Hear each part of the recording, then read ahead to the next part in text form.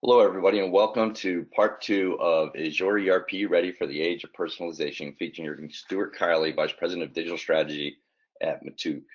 In this video, we'll cover how CRM and ERP work together and how companies can collaborate around the customer using mobile devices and portals and such. So with that, let's get going and get back to the video. Stuart mentioned that both Rootstock ERP, Salesforce CRM are built on the Salesforce Cloud platform. And so it's a set of underlying tools and capabilities that are available to you, whether you use the ERP application, CRM, or you build your own. So you sort of get these things. Now, Stuart's situation, they're using the Sales Cloud to follow up on sales opportunities, Service Cloud to log cases, things of that nature. They have a number of different analytics, dashboarding systems, things of that nature. They're using products you see there called the App Exchange. That's the ability to plug in products into the ERP and CRM application, just like you would on your iPhone, where you can download apps. I think Stuart's going to talk a little bit about that. There's a workflow engine around you to move things around and react very quickly for different lines of businesses. And then there's a few capabilities that Stuart is going to highlight here as well. One is the ability to use mobile apps, whether it's the mobile apps that come with the application, or in his case, he actually built one himself, or his team did. Then they're using a tool called Chatter. And Chatter, if you're not aware of what it is, it's a social media app for enterprises, for companies. And it's, a lot of people are a little skeptical about why do I need a Facebook in my company? And it's much more than that. And what it is the ability to have conversations with people either inside or outside your company built around the objects that are in the system. So that object might be a customer account, it might be a sales order or a work order on the shop floor. And so you don't get emails flying around in different places or texts and things like that. The conversations are happening in context of those objects. And Stuart's going to show you some examples of that. Then the last one is something called communities. And some people call them portals as well, as Stuart, his company has. And that's the ability to take all the information you have inside the ERP and CRM and turn it outside in a contained way and secure way to a constituency. So it could be your vendors, your customers, or even your salespeople if you wanted to make something nice and clean for them. In fact, Stuart has an example of that. So with that as a background, let me take you first. Stuart, you want to talk a little bit about, here you're using Chatter to collaborate around, looks like a sales order. Do you want to tell us what you're doing here? Yeah. So, I think this is a great example of kind of like one of the features of the platform that we're using, pretty extensively throughout our company. And what you're seeing here is basically a dialogue between somebody in our planning department who is responsible for generating specifically custom work orders, and somebody in our customer service department who's trying to get information for a customer. So, instead of that dialogue happening, as Tom was saying, over email or text or phone or some other way, the dialogue happens right around the actual customer's document. In this case, it's a sales order. And so, it really kind of like keeps the engagement, keeps the whole paper trail, keeps the whole conversation, number one, right there in the ERP system, and it's related to the record that's in discussion. And number two, it's shared across the whole organization. It's real time, and it's all multi-device too. So, in our company, everybody's using Chatter, and no matter where you are in the facility or whether you're in the office or out of the office, you can engage and have dialogue around whether it's sales orders or work orders or purchase orders or accounts or anything, you name it. We have kind of built Chatter in both free-form way, so people can come in and kind of almost like a social network, engage, ask questions, and also an automated way. It's a really easy way to kind of hook up various events that happen within the platform and write the history right into Chatter there, so that there's a paper trail there that's not only being created by people within the organization, but also by events that may be relevant to that particular document, or that we key off for some other thing like a marketing event or something like that. So this is just one of many examples of how we're using a feature that's built into the platform to really kind of escalate the ultimately the customer experience. I mean, this example, a customer calls in, Tracy, who's in our customer service department, opens a sales order and instantaneously has a dialogue with one of her colleagues within the company who sits nowhere near her and gets that real-time feedback around what's happening to that sales order. So it's a great example of being able to kind of ultimately service the customer in a much more efficient way by using a tool that's, you know, available for free on the platform. Yeah, it's interesting. I found about this as well is a lot of the older ERP systems, they're nowhere near this type of environment that's sort of modern, social oriented. And if if companies are trying to bring in younger people into a company to work, this is the way they live their lives these days. And so you can work in a similar way. And it doesn't take over everything, but it's certainly a big part of it, all to the benefit of a customer.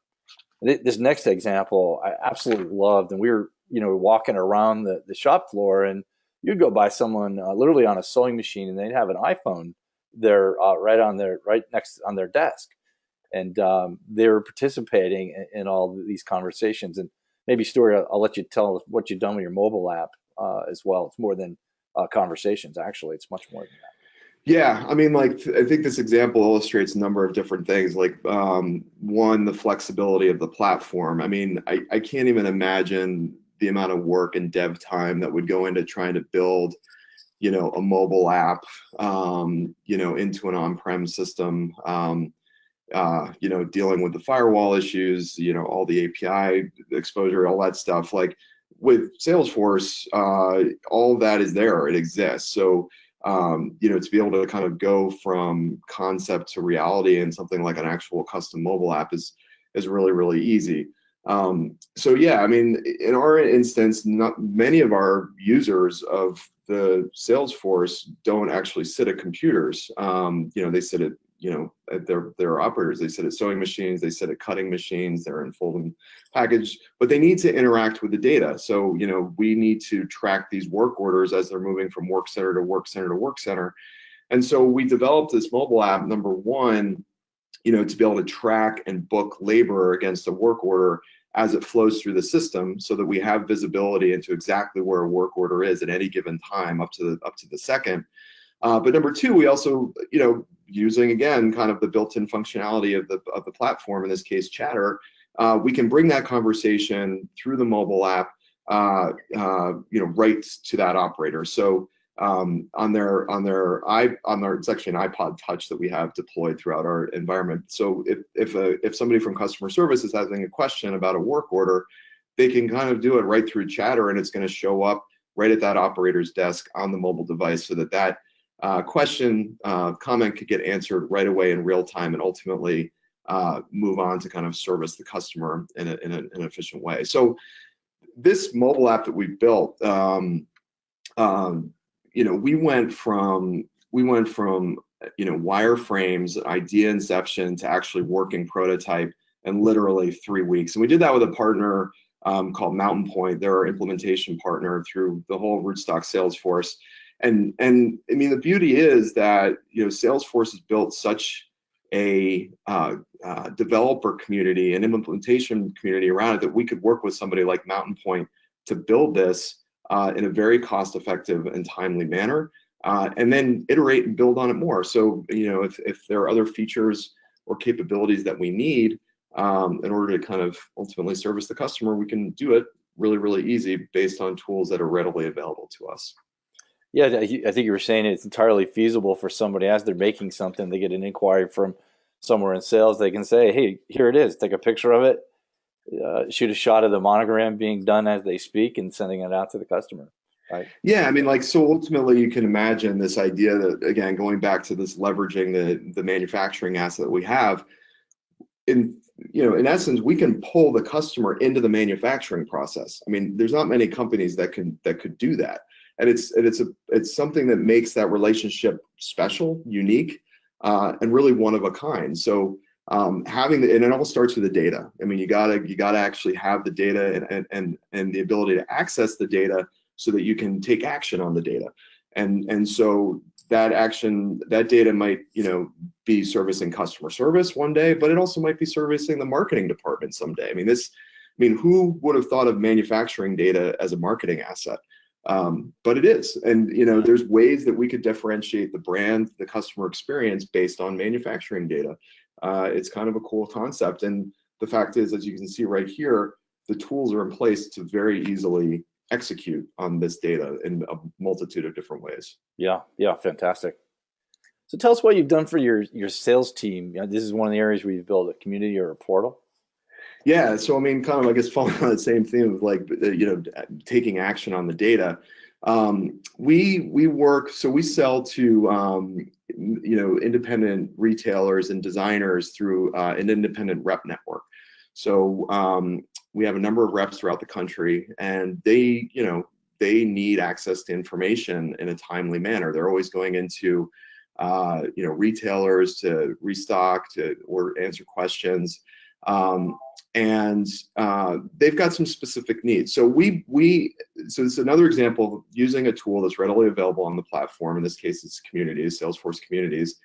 And we created these portals so that a rep could log in, and in real time, the absolute, we're talking like, if a work order flows from point A to point B, the rep can log into the portal and they see that happening right in front of their eyes. There's no delay whatsoever. It's the same data that we're working on here internally. We reveal it through a portal in a secure way so that they have access to the information that they need to service that customer better. So, and then, servicing that customer better means having the ability to answer questions that they have about open orders, or, what's the status of this order, or has this order shipped? Can you get me the tracking number?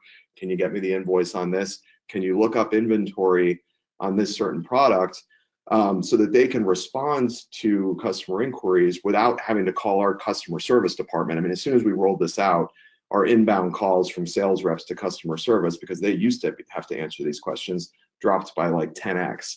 But perhaps more importantly, giving this data out into the field across any device, whether iPad, iPhone, desktop, can allow us the tools to empower that rep to sell to that customer smarter. So you can imagine a rep walking into an independent retailer, in California somewhere, and they're able to log into this portal on their iPhone, generate a PDF report that basically summarizes the business right there, looks at suggestions on how to kind of upsell, cross-sell, and really kind of arms that rep with real-time information that they can use then to strengthen that relationship with the wholesaler, in that case, or the designer, or whoever it is.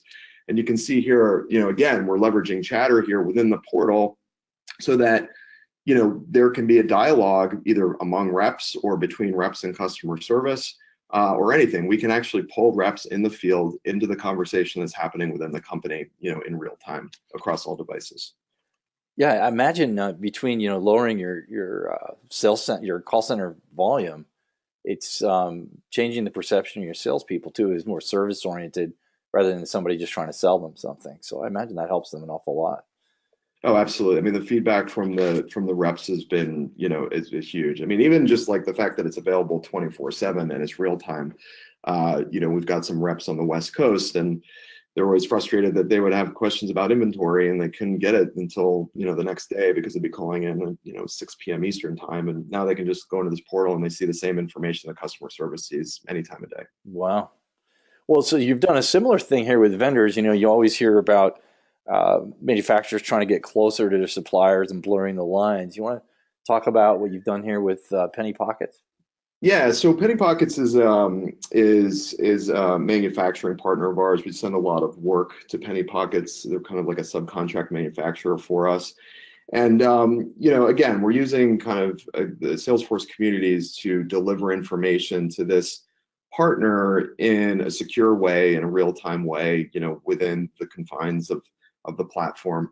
But I also think that this point and this slide illustrates the ability for departments, for a company to kind of like think creatively and execute very, very quickly. So we had this challenge where in the old world, work order information was being transferred between our manufacturing team and Penny Pockets over email, over spreadsheets, and would have to maintain 2 different spreadsheets. And there's always version control. And it's like, where's this work order? Where's this work order? And it was kind of a mess. So we kind of came together. We're like, how can we improve this process? And we talked about, well, how about we set up a shared Google Doc or some kind of collaborative, cloud-based file that we could kind of update and maintain. But then it was like, well, why don't we just punch a hole into our ERP system in a secure way and give this partner real-time access to all the work orders that have been transferred over to his facility, to be completed.